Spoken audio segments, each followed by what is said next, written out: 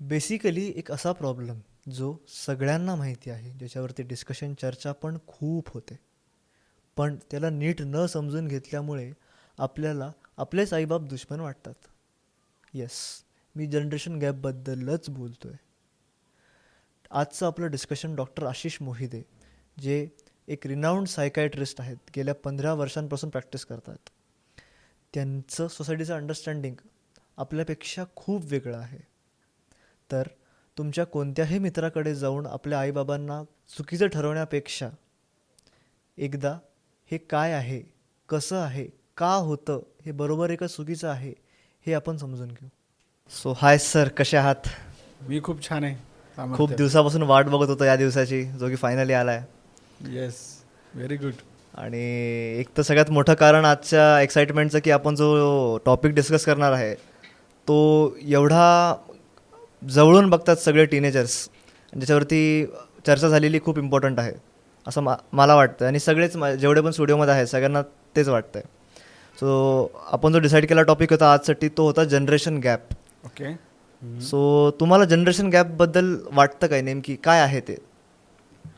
हे बघ, generation gap हा काय फक्त आत्ताचाच आहे असं काही नाही. ओके. प्रत्येक जनरेशन नंतर हा गॅप आलेला आहे. हा काही डिकेड्सचा गॅप नाही आहे, हा आहे त्या त्या विचारसरणीचा गॅप. आपण जर विचार केला की तू जसं म्हणतो की आत्ताचे टीनेजर्स आणि त्यांचे पॅरेंट्स, त्याच पद्धतीने जुने जे म्हणजे मी जेव्हा टीनेजर होतो तेव्हा माझे पॅरेंट्स, किंवा माझे पॅरेंट्स जेव्हा टीनेजमध्ये होते त्यांचे पॅरेंट्स, थोडक्यात बघायचं म्हटलं तर सगळ्यांच्या विचारांच्या मधला जो एक फरक आहे तो फरक एकमेकांना ॲडजस्ट करता न येणं, या विचार प्रवृत्तीचा गॅप म्हणजे जनरेशन गॅप. बरोबर. सोप्या भाषेत सांगायचं ना तर आताचा टीनेजर्सच्या पालकांचा मुख्य प्रॉब्लेम हे ते मोबाईल जास्त पाहतात आमची मुलं, हा आहे.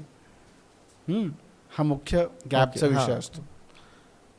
माझ्या काळात आमची मुलं टी व्ही जास्त पाहतात हा विषय होता. तेव्हा टेलिव्हिजन नवीन नवीन आलेले होते. त्याच्यामुळे आमचे आई वडील आम्हाला रागवायचे की अरे हा टी व्ही खूप पाहतो, याच्यावरती काहीतरी काम करा. त्याच्या आधीच्या काळात विषय होता की हे रेडिओचे जास्त कार्यक्रम ऐकतात आणि त्याच्यामध्ये वेळ घालवतात. बरोबर. म्हणजे मुद्दा एकच आहे की आमच्या मुलांनी असं असं असं अमुक तमुक करायला हवं, ते करत नाही आहेत. आणि आम्हाला असं वाटतं आणि आमच्या काळात असं होतं. ही जी वाक्य आहेत हीच वाक्य फक्त फ्रेम चेंज होती. अच्छा, म्हणजे सिच्युएशन चेंज होतीये फक्त, हां, कन्सेप्ट सेम आहे. कन्सेप्ट सेम आहे. बरोबर. हा विचार पद्धतीचा जो फरक आहे तो फरक एकमेकांसोबत ॲडजस्ट करणं किंवा ती करण्याची प्रवृत्तीमध्ये गडबड असणं, याला जनरेशन गॅप म्हणायचं. तुम्हाला असं वाटतं का की आधीपेक्षा आत्ता तो गॅप जास्त वाढतोय म्हणून? नाही, असं नाही वाटत मला. उलट माझं म्हणणं काय की ही जी पिढी आहे ही म्हणजे मधली जी पिढी आहे ही जनरेशन गॅपला ॲडजस्ट करणारी होती, ती बॅलन्स करणारी होती. गॅप वाढताना का दिसतोय? कारण सध्याची जी स्पीड आहे ना, ही स्पीड मुलांची जास्त असल्यामुळे ती ज्या लोकांना मॅच करता येत नाही तिथे जनरेशन गॅप आपल्याला जास्त दिसायला लागतो. बरोबर. ही स्पीड मॅच करता येणं हे ज्या पॅरेंट्सला जमतं तिथे आपल्याला जनरेशन गॅप दिसत नाही. त्याच्यामुळे हा गॅप वाढतोय असं होत नाही. हा गॅप जो आहे हा वेगळ्या स्वरूपामध्ये आपल्या समोर येतो आहे आणि हे स्वरूप आपल्याला थोडंसं नवीन वाटतं आणि त्याच्यामुळे आपल्याला वाटतं की अरे खूप गॅप वाढत चाललेला आहे. एक दुसरा मुद्दा असा की सध्याची जी टीनेजर जनरेशन आहे त्यांचा ओव्हरऑल विचार करण्याच्या पद्धतीमध्ये मला हे बेस्टच असायला हवं, ही जी अपेक्षा आहे ही अपेक्षा त्यांच्या पालकांपर्यंत पोचते आणि तिथे त्यांना वाटतं की हे असं झालं ना तरच ते चांगलं. आणि ते त्याचं होत नसल्यामुळे पालकांना वाटतं की अरे एवढं काय प्रॉब्लेम आहे, थोडंफार ॲडजस्ट करायला काय हरकत आहे. इथे त्यांच्या विचारसरणीमध्ये जनरेशन गॅप यायला लागतो. एक तिसरा मुद्दा असा की ज्या पालकांनी त्यांच्या काळातल्या विचारांना आणि आजच्या काळातल्या विचारांना मॅच नाही केलं, आणि ते त्याच काळामध्ये जगतायत अजून, ज्या काळामध्ये ते वाढले गेले. आणि स्वतःची खुर्ची किंवा स्वतःच्या विचारांची खुर्ची सोडून त्यांनी थोडंसं जगामध्ये फिरणं वावरणं चालू नाही केलं. त्यांना हे खूपच असं एकदम त्यांना वैचारिक धक्का बसतो की असं कसं होऊ शकतं, बरोबर. आणि मग तिथे जनरेशन गॅप वाढतोय त्या घरांमध्ये असं वाटायला लागतं. सो जे फॅमिलीचे एक्सपेक्टेशन्स असतात मुलांकडून हम्म. ते एका पॉईंट नंतर अनरिअलिस्टिक होऊन जातात, कारण ते त्यांच्या पास्ट एक्सपिरियन्सेसवरती बेस्ड असतात. बरोबर. आणि ते त्यामुळे मुलाचे जे एक्सपिरियन्स असतात ते निग्लेक्ट होतात असं मला वाटतं. त्याच्यामुळे मुलांना जास्त नीट समजून घेता येत नाही पॅरेंट्सला, कारण ते त्यांचे शूज काढून मुलांच्या शूजमध्ये पाय ठेवत नाहीत. बरोबर. याला आमच्या सायकोलॉजिकल भाषेमध्ये एम्पॅथी म्हणतात. मराठीमध्ये आपण त्याला सहसंवेदना किंवा सहानुभव असं म्हणूया. येस. हा जो प्रॉब्लेम आहे ना, हा त्या पिढीच्या विचारांच्या प्रवृत्तीचा आहे. ज्या घरामध्ये ही एम्पॅथी किंवा हे जे सहवेदनेचं जे मूल्य आहे, हे जे व्हॅल्यू सिस्टीममध्ये जर ते असेल ना, तर तिथे हा प्रॉब्लेम येत नाही. कारण मग ते त्यांच्या शूजमध्ये जाऊन त्या विचार करून त्या पद्धतीने त्या सिच्युएशनला हँडल करणं स्वतः शिकलेले असतात आणि ते मुलांनाही शिकवतात. पण जिथे हे होत नाही तिथे मग आमच्या काळात तर असं होतं, तुम्ही असं का नाही करत आहे, ही बरोबर. आपली विचारसरणी त्यांच्यावर थोपवण्याचा प्रयत्न केला जातो. आणि तिथे त्या मुलांना अशी मनामध्ये भावना येते की अरे मला कोणी समजून घेत नाहीये. कारण त्यांच्या तिथे वादविवाद चालू होतात. त्यांच्या भावनांचं किंवा त्यांच्या विचारांना एक तिथे मुक्त संचार करता येत नाही आणि तिथे वाद सुरू होतात. आणि इवन मेन म्हणजे हे जे वय असतं तेव्हाच ॲक्च्युली ह्या सगळ्या गोष्टी पहिल्यांदा होत असतात त्या इंडिव्हिज्युअलसोबत, त्या मुलासोबत. बरोबर. सो त्याच्यामुळे ते अजून मल्टिप्लाय होतं इन टर्म्स ऑफ कॉन्फ्लिक्ट वगैरे जे काही होणार आहेत घरच्यांसोबत. अजून एक प्रश्न असा होता की आपण एक पॅटर्न पाहिला की मोस्टली टेक्नॉलॉजिकल गोष्टींमुळे जनरेशन गॅप किंवा त्याच्यावरून टोमणे ऐकायला भेटतात. पण आत्ता या एरामध्ये तुम्हाला काय वाटतं की टेक्नॉलॉजीमुळे गॅप वाढतोय का कमी होतोय का दोन्ही, म्हणजे काय फॅक्टर्स आहेत ते? बरोबर. टेक्नॉलॉजी ह्या सध्याच्या विश्वाचा अविभाज्य भाग आहे. म्हणजे आपण सध्या हा जो पॉडकास्ट, अविभाज्य म्हणजे, कारण की आम्ही सगळे इंग्लिश मिडियमच्यात मोस्टली आम्हाला येतो तो इश्यू.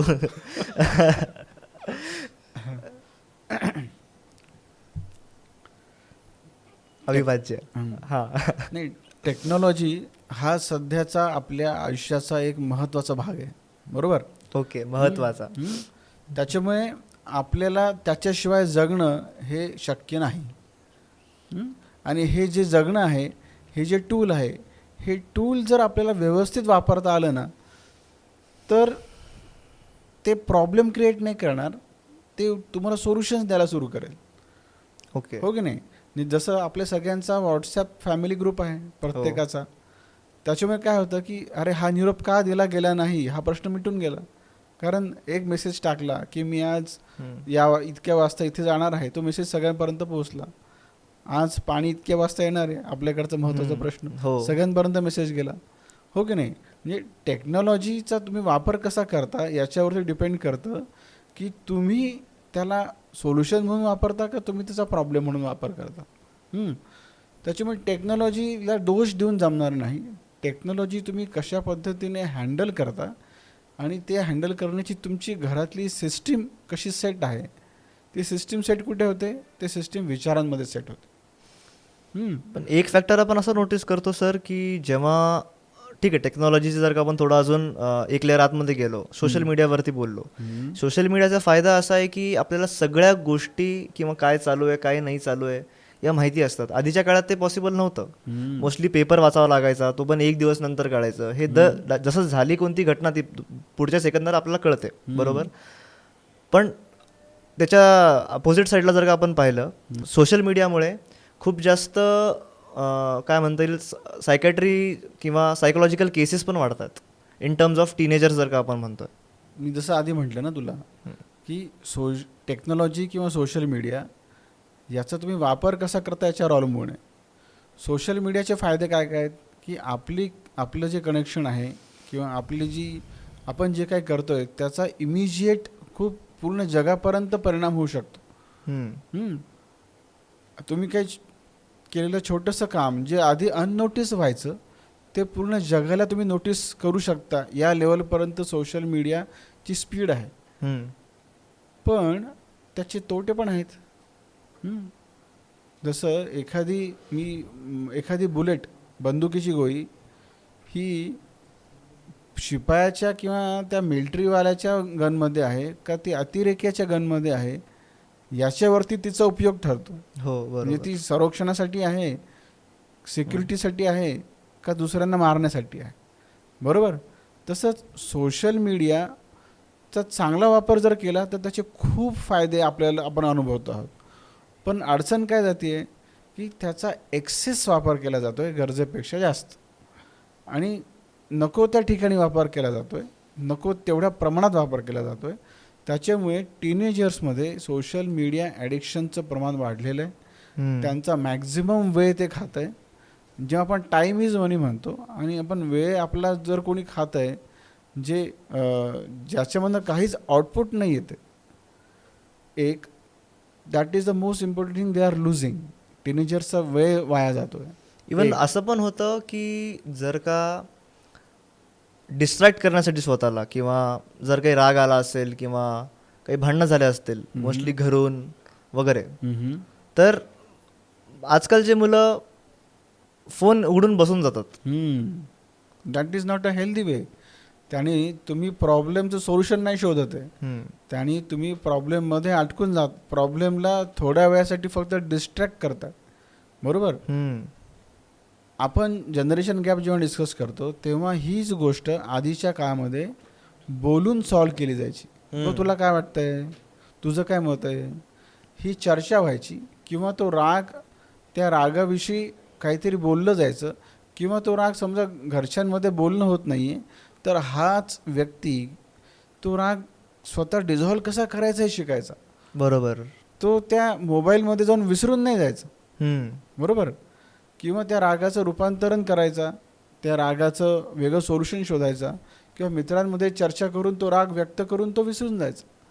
व्यक्त केल्याने किंवा त्याच्याविषयी चर्चा केल्याने त्याचा निसरा होतो किंवा ते निघून जातं मनातनं आपल्या, किंवा काहीतरी उपाय भेटतो, काहीतरी उपाय सोल्युशन भेटतं.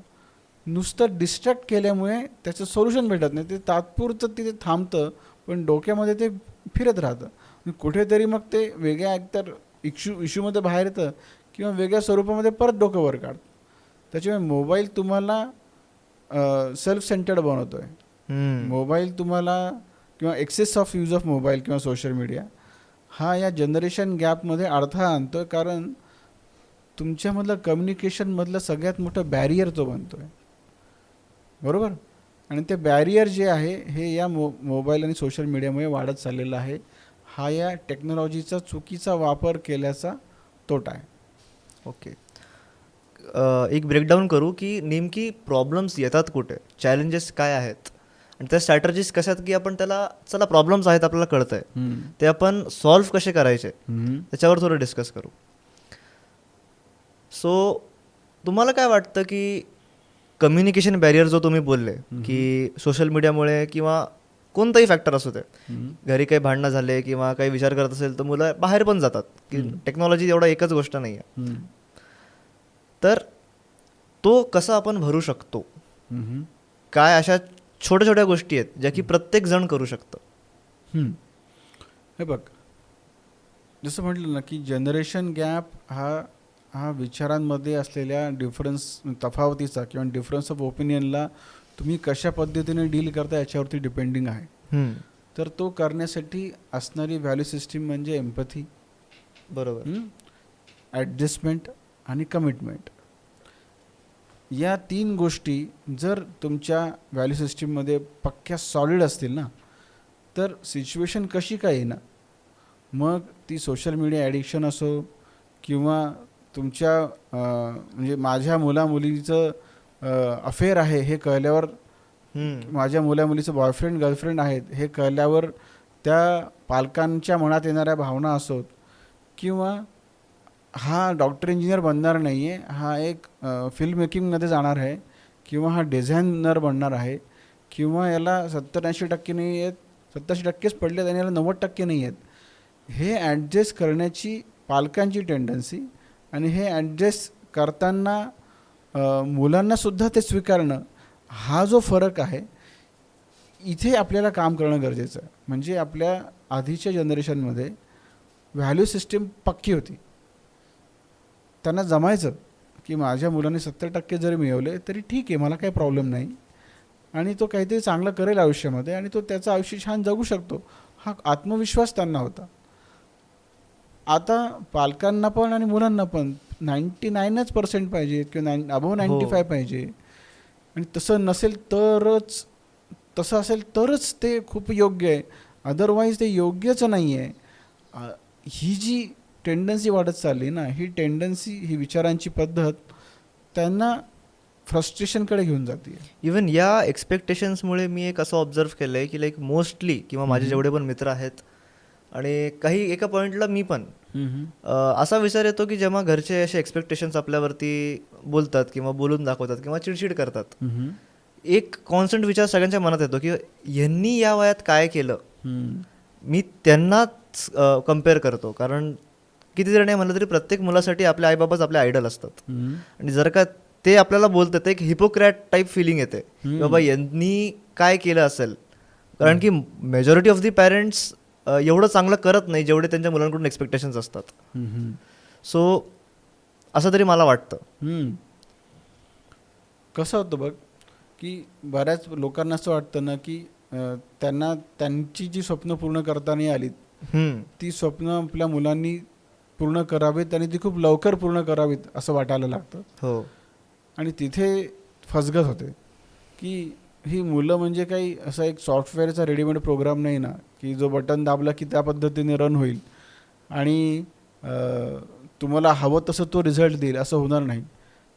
त्यांची एक जगण्याची पद्धत आहे, त्यांची एक विचारांची प्रक्रिया आहे, आणि ही जगण्याची पद्धत, विचारांची प्रक्रिया, आजूबाजूचं वातावरण आणि तुम्ही दिलेली व्हॅल्यू सिस्टीम, या सगळ्यांचा एकत्रित रिझल्ट हा त्यांच्या प्रवृत्तीमध्ये किंवा त्यांच्या विचार करण्यामध्ये आणि त्यांच्या वागण्यामध्ये येणार आहे. इथे आपल्याला त्यांना फक्त व्हॅल्यू सिस्टीम द्यायची आहे, त्यांनी कसं वागावं याचं एक एक्झाम्पल आपल्याला द्यायचं आहे. याचा अर्थ असा नाही की आपण त्यांचं सगळं आयुष्य आपण डिसाईड करू शकतो. हे न करता त्यांच्या येणाऱ्या ते जे काही करतायत त्यांच्यावरती विश्वास ठेवून फक्त ते चुकीचं करत नाही आहेत ही एक डायरेक्शन देत राहणं, हे काम जर पॅरेंट्सनी केलं ना, तर त्या मुलांमध्ये कॉन्फिडन्स, त्या मुलांमध्ये जगण्याची एक वेगळ्या पद्धतीने जगण्याची एक इच्छा, आणि त्यांच्या अपेक्षा पूर्ण नाही झाल्या तरी ते ॲडजस्ट करण्याची टेंडन्सी येते, अपयशाला पचवता येतं. आणि तिथे आपल्याला काय कळतं की हे पॅरेंट्स आणि त्यांचं टीनेजर्स किंवा मुलं यांच्यामध्ये संवाद व्हायला लागतो, आणि हा संवादच त्या जनरेशन गॅपला भरून काढण्यासाठी महत्त्वाचा आहे. हा संवाद निर्माण करण्यासाठी एकमेकांशी बोलणं, एकमेकांना व्यवस्थित ऐकून घेणं हे महत्त्वाचं आहे. त्याला ॲक्टिव्ह लिसनिंग असं आमच्या फील्डमध्ये म्हणतात. हे जेव्हा घरामध्ये व्हायला लागतं ना, तेव्हा समोर म्हणजे मुलांना असं वाटतं की अरे माझं कोणतरी ऐकतं आहे, पालकांना असं वाटतं की अरे मी जे सांगतो आहे त्याच्या हा गोष्टी ऐकतो आणि त्याच्यातल्या काही गोष्टी फॉलो करतो आहे, दॅट इज ओके. आणि हे जेव्हा होईल तेव्हा हा जनरेशन गॅप भरून काढणं सोपं जाईल. मी एक थोडासा पर्सनल क्वेश्चन विचारतो की लाईक तुमच्या फील्डमध्ये तुम्ही अशा टीनेजर्सची तर खूप भेटत असताल, बरोबर? तर तुम्ही एक्स्ट्रीम केसेस काय पाहिलेत की ज्याच्याने तुम्ही पण हरले होते की असं काही झालं असेल, असं कसं म्हणजे या मुलांनी कसंच डील केलं असेल, किंवा एक्स्ट्रीम्स काय आहेत की जर का ही प्रॉब्लेम वाढली किंवा आपण आत्ता याच्यावरती काम नाही केलं तर पुढे काय होऊ शकतं, जर का ती आयडिया एकदा टीनेजर्सला आली तर ते एक सॉर्ट ऑफ मोटिवेशन येतं की नाही आपल्याला आपल्या आयुष्यात हे नाही होऊ द्यायचं, आपल्याला आपण त्याच्यावरती काम करू काहीतरी. बरोबर. कसं आहे बघ की या पिढीमध्ये किंवा सध्या आपण ज्यांना टीनेजर्स म्हणतोय त्यांना ना खूप घाई झालेली आहे. हो. आणि ती घाई सगळ्याच क्षेत्रामध्ये पसरती आहे. आणि खूप सगळ्याच गोष्टी खूप फास्ट हव्या आहेत, खूप पटकन हव्या आहेत, त्यासाठी पेशन्स नाही आहे. हम्म. मग तो अभ्यासाचा रिझल्ट असो, तो स्पोर्ट्समधला रिझल्ट असो, का रिलेशनशिपमधला असो. मी असं एक एक्झाम्पल बघितलं होतं की खूप लहान वयामध्ये मुलामुलींना एकमेकांविषयीचं जे आकर्षण होतं, जे आकर्षण आत्तापर्यंत यांच्या आदल्या पिढीपर्यंत ते साधारणतः कॉलेजेसमध्ये किंवा पोस्ट ग्रॅज्युएशन लेवलला एक्सप्रेस केलं जायचं, पण आता ते टीनेजर्समध्ये दिसायला लागलं आहे. आणि त्या टीनेजर्सला ते कंट्रोल करणं आपण शिकवलं नाही आहे. मग त्याच्यामुळे होतं काय की एकमेकांसोबत आपण कुठल्या लेवलपर्यंत मैत्री करतोय आणि ती मैत्री कुठल्या टोकापर्यंत घेऊन जायची याचा त्यांना अंदाजच येत नाही. त्याच्यामुळे मी अशा खूप साऱ्या केसेस बघतो ना की ज्याच्यामध्ये तुमच्या बहिणीचा बॉयफ्रेंडसोबत you are having physical relationship, असं केसेस मी बघतोय. तुमच्या म्हणजे तुम्हाला त्या रिलेशनशिपचा काही लिमिटच तुम्ही ठेवलेली नाही आहे, आणि ही लिमिट ठेवायला हवी हे तुमच्या पॅरेंट्सनी तुम्हाला शिकवलेलं नाही आहे. इथे पॅरेंट्सची चूक आहे आणि त्या टीनेजर्सची पण चूक आहे की पॅरेंट्सनी त्यांना कुठे नाही, काय नाही करायचं हे स्ट्रिक्टली सांगितलं नाही. ओपन माइंडेडनेस इथे चालणार नाही. बरोबर. इथे तुम्हाला काय करावं लागेल की इथे तुम्हाला स्वतःला बंधनामध्ये ठेवावं लागेल. बरोबर. रिलेशनशिप माहिती हे एका लिमिटपर्यंत ॲक्सेप्टेड आहे. इथे पॅरेंट्स ओपन माइंडेड राहतील, पण तुम्ही ती कुठल्या एक्सटेंटपर्यंत घेऊन जाणार इथे पॅरेंट्सनी थांबवणं हे त्यांचं काम आहे. आणि तिथे फसगत होती. ओके. बरोबर. म्हणजे टीनेजर्स त्यांच्या पॅरेंट्सच्या ओपन माइंडेडनेसचा गैरफायदा घेताना दिसतात, आणि काही पॅरेंट्स हे या सगळ्या परिस्थितीवरून एकदमच क्लोज माइंडेड राहिलेले आहेत.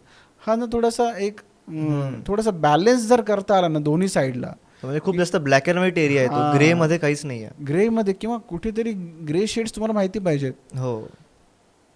टीनेजर्सनी त्यांना जो फ्रीडम दिला गेलेला आहे तो व्यवस्थित हँडल केला पाहिजे, आणि पॅरेंट्सनी त्यांचा फ्रीडम जो आहे तो त्यांना देणं, त्यांची स्पेस त्यांना देणं, पण ते देत असताना एक वरतून त्यांच्यावरती व्यवस्थित एक सुपरवाइज करणं किंवा लक्षात ठेवणं की बाबा हे ट्रॅक तर सोडत नाहीयेत ना, हे करत राहणं गरजेचं आहे. सर, एक फॅक्टर असा नोटीस केला आहे की जेव्हा टीनेजर्स मोस्टली घरी आपल्या पर्सनल लाईफबद्दल शेअर करणं टाळतात किंवा ते तेवढं कम्फर्टेबल नसतात घरच्यांशी बोलण्यासाठी. त्यांच्या लाईफमध्ये जर काही इन्सिडन्सेस होत आहेत किंवा काही नवीन एक्सपिरियन्सेस होत आहेत, मोस्टली मेजॉरिटी ऑफ द टीनेजर्सचं बुलिंग खूप होते. ही आम्ही ऑब्झर्व केली आहे आणि एक्सपिरियन्स पण केली आहे, आणि इन सम वॉट वे केली पण आहे. लाईक प्रत्येक इंडिव्हिज्युअल त्या पार्ट ऑफ लाईफमधून जातो, आणि ते खूप जास्त ट्रॉमाटायझिंग असतं त्या टाईम पिरियडसाठी. सो तुमचं काय म्हणणं आहे त्याच्यावरती, की कसं डील केलं पाहिजे किंवा घरच्यांचं काय स्टँड पाहिजे त्याच्यावरती? बघ, आपल्या या विषयामध्ये आपण हे असं बघितलं पाहिजे की आधी जेव्हा शाळांमध्ये त्यांना चिडवलं जायचं मुलांना, तेव्हा ते तिथल्या तिथेच त्या प्रश्नांना उत्तर देऊन तिथल्या तिथेच ते मॅटर सॉल्व्ह करून टाकायचे. घरच्यापर्यंत त्यांना आणायची वेळच नाही येऊ द्यायची. बरोबर. असं होतं. या जनरेशनमध्ये काय होतं की या मुलांना ते तिथल्या तिथे सॉल्व्ह करणं जमत नाही आहे एक, आणि त्याच्यामध्ये त्यांचा इमोशनल कोशंट थोडा कमी पडतो आहे तिथे सॉल्व्ह न करण्यासाठीचा, आणि घरी त्यांना सांगता येत नाही असं त्यांना वाटतं, कारण ते सांगितल्यावर येणारी पालकांची रिॲक्शन त्यासाठी कारणीभूत असते. हो. पालक ज्या पद्धतीने रिॲक्ट करतात त्या पद्धतीवर अवलंबून असतं की तुमचं जे टीनेजर आहे किंवा तुमचा जो मुलगा मुलगी आहे हे तुम्हाला त्यांच्या सगळ्या आयुष्यातल्या गोष्टी सांगणार की नाही सांगणार. मग ते लागणं असो, ते बुलिंग असो, ते त्यांचा बॉयफ्रेंड गर्लफ्रेंडविषयी असो, किंवा अशा गोष्टी की ज्या ज्या त्यांनी पालकांना सांगितलं पाहिजे, जेणेकरून त्यांना काहीतरी सोल्युशन मिळेल. पालकांनी किंवा पॅरेंट्सनी जर त्याला व्यवस्थित रिस्पॉन्ड केलं, रिॲक्ट नाही केलं. रिॲक्शन आणि रिस्पॉन्समध्ये फरक आहे. हो. रिॲक्शन ही इमिजिएट दिली जाणारी आहे, हम्म. रिस्पॉन्स हे विचारपूर्वक दिलं जाणार आहे. अच्छा. विचारपूर्वक दिली जाणारी रिॲक्शन म्हणजे रिस्पॉन्स. म्हणजे बरोबर. एखाद्या मुलांनी किंवा मुलींनी सांगितलं किंवा मला शाळेमध्ये आज बुली केलं गेलं, हम्म. हे तूच गडबड केली असशील, ही रिॲक्शन दिली गेली तर पुढच्या वेळेस हा, तुमचं- काय गरज होती तुला त्याला हा, बोलायची काय गरज वगैरे? होती तुला, का रे बाबा तू असं मुद्दाम तूच केलं असशील, तुझ्यामुळेच झालं असेल, हो. हे जेव्हा त्याच्यावरच बोट दाखवलं जातं, हम्म. त्याला ऐकून घेतलं जात नाही, तेव्हा तुमचं टीनेजर किंवा मुलगा मुलगी हे तुम्हाला परत सांगणार नाही. कारण त्याला ते सिक्युअर्ड फिलिंग येत नाही आहे. माझ्या भावनांना एक्सप्रेस कोणी करत, म्हणजे माझ्या भावनांना कोणी ऐकत नाही असं त्याला वाटायला लागतं. त्याच्यामुळे पॅरेंट्सची जबाबदारी आहे की त्यांनी व्यवस्थित ऐकावं आणि व्यवस्थित ऐकून व्यवस्थित रिस्पॉन्ड करावं. म्हणजे त्या मुलाला मुलीला सिक्युअर्ड वाटेल किंवा मी सांगू शकतो आणि मी काहीही घरी सांगू शकतो. हम्म. माझे आईवडील माझं सगळं व्यवस्थित ऐकतायत, एक, पण ते ऐकतायत म्हणून तुम्ही काहीही करताय असं जमणार नाही. बरोबर. सो बरोबर. तिथे एक बॅरियर पण पाहिजे आपल्याला की हां, तो एक बॅलन्स साधला पाहिजे मुलांच्या साईडनी, की माझे आईवडील ऐकतायत म्हणून आपण काहीही करू नये. इवन पालकांनी पण सगळं ऐकलं नाही पाहिजे. जर काही गोष्टी खरंच चुकीच्या आहेत तर तिथे रागवलंही पाहिजे. करेक्ट, अगदी बरोबर बरोबर चाललंयस तू सामर्थ्य आता. Thank you sir. आणि एक अजून एक प्रश्न होता की जे की सोसायटीमध्ये आपण त्याला चुकीचं म्हणतो किंवा काही गोष्टी अशा मानल्या जातात की ह्या चुकीच्या आहेत, पण त्या खूप जास्त नॅचरल आहेत आणि त्याच्यामध्ये चूक काहीच नाही आहे.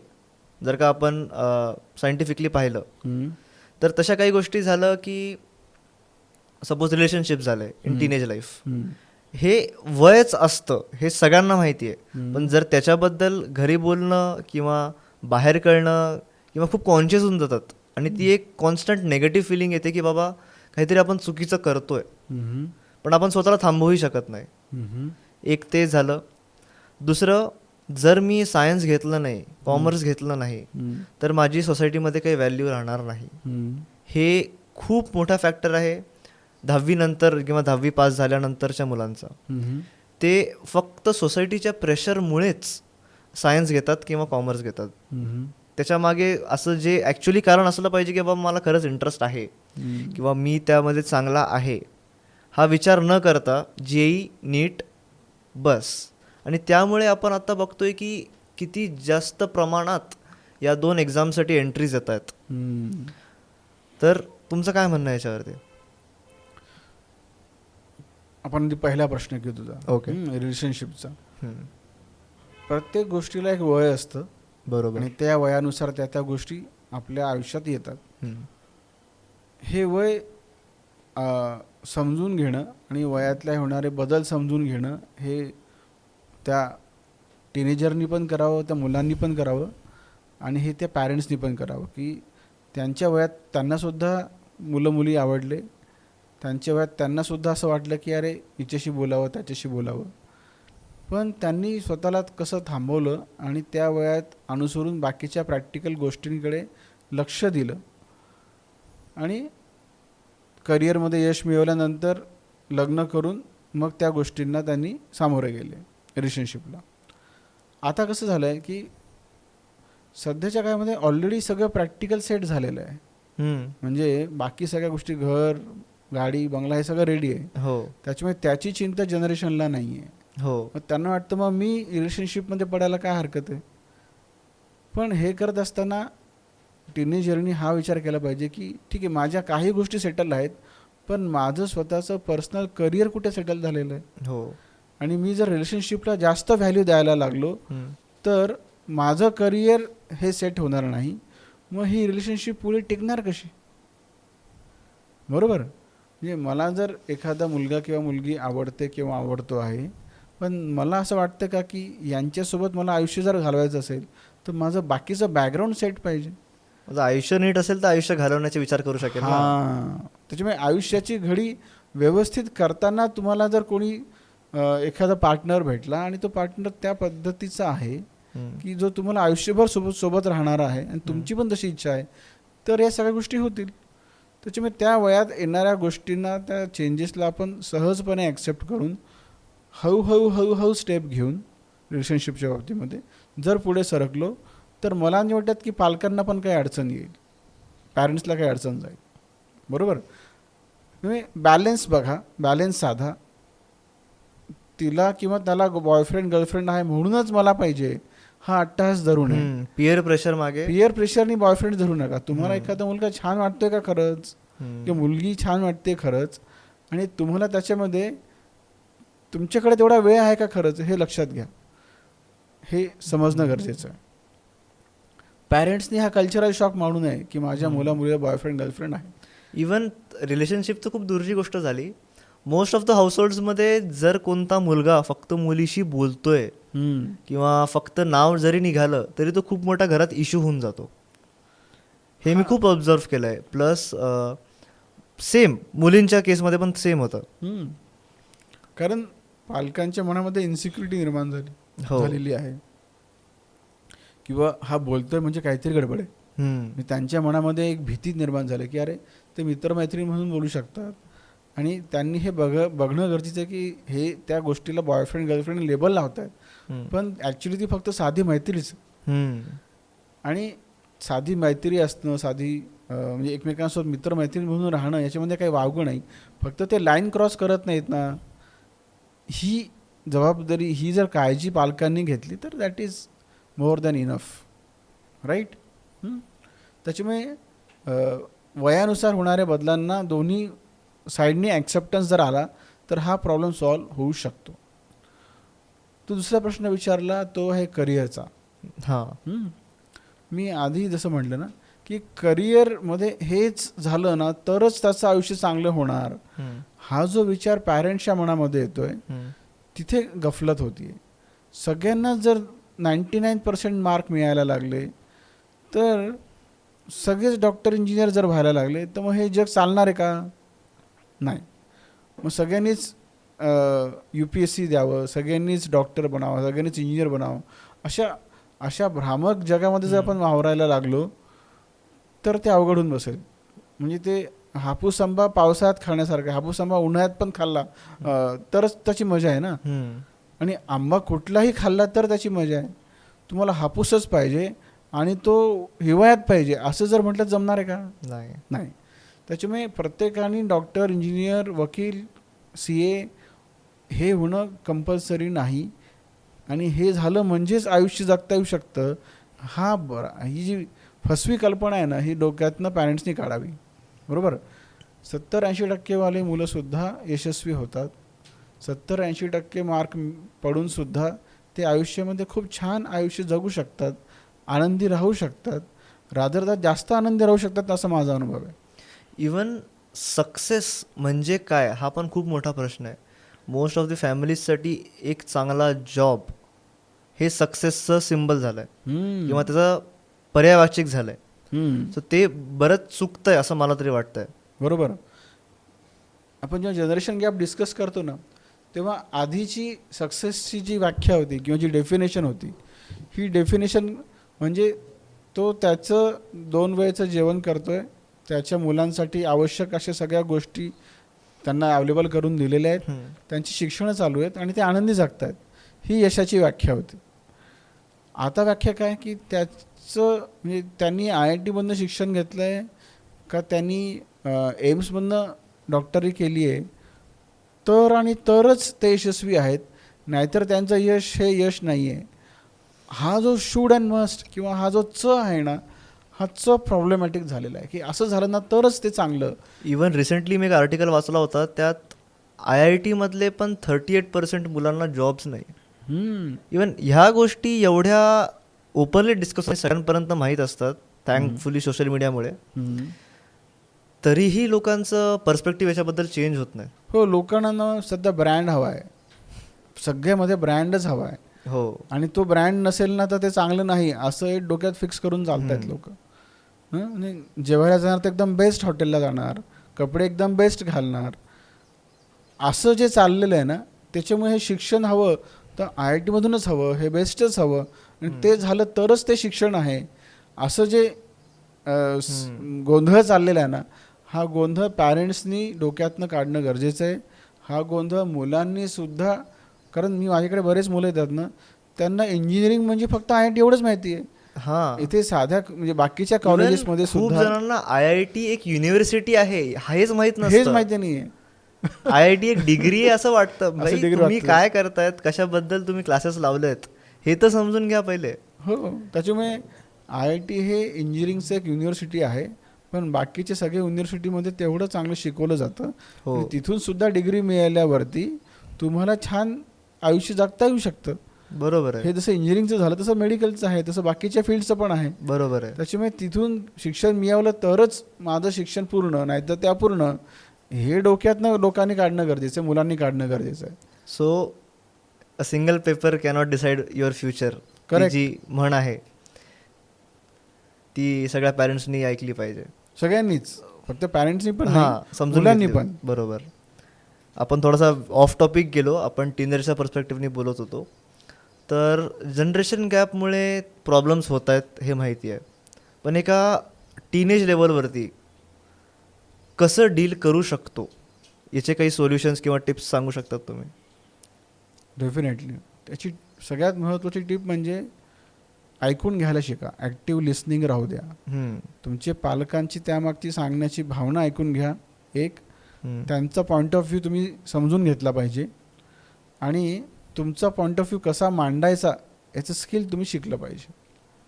म्हणजे ऐकून घेणं आणि स्वतः कसं एक्सप्रेस व्हायचं हे जर सांगायला लागलो, हे जर आपल्याला जमायला लागलं ना, तर समोरच्याला पटेल की अरे बाबा, जनरेशन गॅप कमी करण्याचं सगळ्यात महत्त्वाचं स्किल हे ॲक्टिव्ह लिसनिंग आणि रॅशनल एक्सप्रेशन हे आहे. हो, म्हणजे जर रिफ्लेक्ट करणं म्हणतात की बाबा तुम्ही Respond पॅरेंट्स करणं. का बोलतायत त्याच्या मागचं जर का मूळ कारण जर तुम्ही विचार केला, त्या स्टेटमेंटवरती जर का थोडं रिफ्लेक्ट केलं, तर तुम्हाला कळेल की बाबा हे यांच्या जागी बरोबर आहेत, आपल्याला त्यांना समजून घेणं गरजेचं आहे. ही जेव्हा अंडरस्टँडिंग डेव्हलप होते टीनेजर्समध्ये, तेव्हा ते पॅरेंट चिल्ड्रन रिलेशनशिप इम्प्रूव्ह होणं चालू होतं. करेक्ट. एक म्हणजे त्यांच्यामध्ये कम्युनिकेशन सुरू व्हायला लागतं आणि बरोबर. ते कम्युनिकेशन थांबत नाही. बरोबर. त्याच्यामुळे तुम्ही ॲक्टिव्ह लिस्नर आहात, तुम्ही योग्य पद्धतीने गोष्टी समजून सांगत आहात, समजून घेत आहात, इथे जनरेशन गॅप कमी व्हायला सुरू होतं. तर सर तुमच्या हिशोबाने जनरेशन गॅपचं फ्युचर काय, वाढेल कमी होईल? जनरेशन गॅप वाढणार नाही, कमी होणार नाही. त्याचे फक्त कॅरेक्टरिस्टिक्स चेंज होतील, त्याची इंटेन्सिटी कमी जास्त होऊ शकते. याचं मुख्य कारण हे एकमेकांना ऐकण्यासाठी वेळ कमी असणं किंवा आपण बसतोय तेव्हा व्यवस्थित न ऐकणं, याच्यामध्ये जर चेंजेस केले तर जनरेशन गॅप हा वाढणार नाही. त्याच्यामुळे आणि दुसरं, घरी आल्यावरती आपल्याला सोशल मीडिया आणि मोबाईलमधनं जर आपण बाहेर पडलो तर एकमेकांना बघणं, बोलणं आणि एकमेकांसोबत राहणं सुरू होऊन जाईल. त्यामुळे जनरेशन गॅप जर आपल्याला वाढू द्यायचा नसेल तर स्ट्रिक्टली एकमेकांसोबत रिअल लाईफमध्ये राहणं सुरू करावं लागेल. बरोबर. सो आपण एक फिनोमेना असा ऑब्झर्व केला आहे की 90sचा ट्रेंड परत येतो आहे. 90sची क्लोदिंग स्टाईल झाली, 90sचे गाणे झाले, आजकाल मुलांना ते खूप आवडत आहेत. सोबत सोबत असं पण झालं पाहिजे की 90sची जी राहण्याची पद्धत होती तीही वापस आली पाहिजे. ज्याला आपण म्हणतो ना, रेट्रो गाणी आवडतात आजकाल मुलांना. हो. आणि रिमिक्सचं पण रिमिक्स पण आजकाल काही काही छान, म्हणजे कधी कधी ना ओरिजिनलपेक्षा काही काही रिमिक्स आवडायला लागलेले आहेत. हो, बरोबर. तसंच ना आपल्याला आयुष्याच्या व्हॅल्यू सिस्टीममध्ये करावं लागणार आहे. असं नाही की ते जसंचे तसं कॉपी पेस्ट करायचं नाही आपल्याला. त्याच्यामध्ये रिमिक्स करायचं आहे थोडं. त्याला थोडंसं रिमिक्स करायचं आहे जे या जनरेशनला आवडलं पाहिजे, पण त्याचा बेस हा 90s मधला पाहिजे. हा जो रिमिक्स जर छान जमला ना तर मजा येऊन जाईल. आणि ते जमवण्याचं काम दोन्ही जनरेशनचं आहे, पॅरेंट्सचं पण आहे आणि टीनेजर्सचं पण आहे. जे पॅरेंट्सला टीनेजर्सचं ऐकायचं आहे आणि त्याला व्यवस्थित रिस्पॉन्ड करायचं आहे, आणि टीनेजर्सला आपल्याला हव्या त्या गोष्टी बॅलन्स पद्धतीने त्यांना सांगायच्या आहेत. पॅरेंट्स बरोबर आहेत का मुलं बरोबर आहेत? हे बघ, राईट अँड रॉंग हे पर्स्पेक्टिव्ह झालं. आपण एक उदाहरण घेऊयात की टेररिस्टचा एक समजा अतिरेकी लोकांचा एक गट आहे, त्यांच्या दृष्टीने त्यांनी 10 लोकांना मारलं तर ते अचिव्हमेंट आहे. आणि आपण जर समाजाच्या दृष्टीने बघितलं तर ते खूपच डिझास्टर आहे, बरोबर. म्हणजे त्यांच्या दृष्टीने ते राईट आहे की 10 लोकांना मारलं त्यांनी. आपल्या दृष्टीने काय आहे, it is very wrong. So right and wrong is a perspective. त्याच्यामुळे त्या सिच्युएशनला साजेसं, त्या सिच्युएशनला रॅशनल काय आहे, ते पॅरेंट्सचा रॅशनल विचार आहेत का मुलांचे रॅशनल विचार आहेत, याचं बॅलेन्स जर दोन्ही जनरेशनला करता आला ना तर कोणीही राईट असेल किंवा रॉंग असेल हा प्रश्नच येणार नाही. त्या सिच्युएशनला रॅशनल आणि योग्य काय हे बरोबर शोधायचं आहे आपल्याला. आणि ते शोधताना एकमेकांना समजून घेणं, एकमेकांना अंडरस्टँड करणं, एकमेकांना ॲडजस्ट करणं, हे दोन्ही साईडने व्हायला लागलं तर राईट अँड रॉंग हा प्रश्न न राहता त्या सिच्युएशनचं योग्य सोल्युशन आपल्याला शोधता येईल. तर सर एक लास्ट क्वेश्चन तुमच्यासाठी, आजच्या जनरेशनसाठी तुमचा बेस्ट ॲडवाईस काय असेल? या डिस्कशनमध्ये मला असं वाटतं की आपण टीनेजर्सनी किंवा पॅरेंट्सनी एकमेकांना ऐकून घ्यावं शांतपणे, एकमेकांची जसं आपण म्हटलं ना की एकमेकांना समजून घेणं, एकमेकांच्या शूजमध्ये जाऊन त्या गोष्टीकडे बघणं, एम्पथाईज करणं, त्याला आपण एम्पथी म्हणतो. आणि ही एम्पथी दोन्ही साईडला असायला हवी. बरोबर. तिसरं, कम्युनिकेशन वाढण्यासाठी आपल्याला आवश्यक त्या सगळ्या गोष्टी काही कराव्या लागतील, काही टाळाव्या लागतील. म्हणजे घरी आल्यावर मोबाईलचा कमीत कमी वापर हे पॅरेंट्सला करावं लागेल. मुलांना किंवा टीनेजर्सला सोशल मीडियाचा अतिरेकी वापर बंद करावा लागेल, त्याचा योग्य वापर करावा लागेल. एकमेकांना समजून घेताना ॲडजस्टमेंटची टेंडन्सी वाढवावी लागेल, जी आधी होती बरोबर, ती आपल्याला आता परत शिकवावी लागेल. आणि आपल्याला फॅमिलीसाठी किंवा आपल्या रिलेशनशिपसाठी कमिटेड राहावं लागेल. बरोबर. जेणेकरून मग आपण आपल्या त्या आयुष्यातल्या रोल्सला व्यवस्थित न्याय देऊ शकू. येस. म्हणजे कसं होईल की समोरचा आपल्याला ऐकतोय, ही ॲडजस्टमेंट येईल. समोरचा सांगतोय तेव्हा आपण त्याला ॲक्टिव्ह लिसनिंग करतोय, त्याच्यामुळे समोरच्याला सांगावं वाटेल. म्हणजे मुलांना पालकांना आणि पालकांना मुलांना सांगावं वाटेल. मोकळं व्यक्त फ्री स्पेस मिळून जाईल. आणि कमिटेड असल्यामुळे त्या गोष्टीमध्ये आपल्याला सोबत कोणीतरी आहे ही सिक्युअर्ड फिलिंग मुलांमध्ये यायला लागेल. येस. बरोबर. ती सिक्युरिटी येणं, ते ॲक्टिव्ह लिसनिंग असणं पालकांचं हे गरजेचं आहे. मुलांच्या साईडने त्यांनी जर बॅलन्स ठेवला, स्वतःच्या वयानुसार आपल्याला एखादी गोष्ट आवडते म्हणजे ती तेव्हाच मिळाली पाहिजे असं न ठेवता, मला ही गोष्ट छान वाटते मग मी फ्युचरमध्ये ती त्या गोष्टीमध्ये प्रयत्न, पेशन्स डेव्हलप केला पाहिजे. तो पेशन्स त्यांच्यामध्ये पाहिजे. नंतर त्यांची कमिटमेंट ही कुटुंबासाठी वाढणं गरजेचं आहे. ओके. फक्त स्वतःसाठी न ठेवता ते कुटुंबासाठी किंवा आपल्या फॅमिलीसाठी सुद्धा देणं गरजेचं आहे. आणि थोडंसं रीलमधनं बाहेर पडून रिअल लाईफमध्ये त्यांनी यायला पाहिजे. त्याच्यामुळे त्यांना रिअल लाईफमधल्या अडचणींना सामोरं जाणं शिकता येईल आणि त्यांच्याशी डील करणं त्यांना शिकता येईल. सो बेसिकली प्रॉब्लेम सॉल्व्हिंग आणि प्रॉब्लेम फेसिंग ही जी एक स्किल आहे ती डेव्हलप करणं गरजेचं आहे, ना की प्रॉब्लेम अवॉइडिंग. करेक्ट. मग जनरेशन गॅप कमी होणं सुरू होऊन जाईल. आणि अजून एक मेसेज आपल्या कन्व्हर्सेशनमधून असा निघतोय की पॅरेंट्सनी आणि मुलांनी दोघांनी एकमेकांचं हॅपीनेस कुठे लाय करतो ते पाहायला पाहिजे, ना की परफेक्शन किंवा ब्रँड फॉलो केला पाहिजे. अगदी बरोबर. कारण की एंड ऑफ द डे खुश राहणं इम्पॉर्टंट आहे. अगदी करेक्ट. बरोबर आहे. खुश राहणं, तो आनंद अनुभवणं, तो आनंद शेअर करणं आणि त्याच्यासाठी आपण जगणं हे गरजेचं आहे.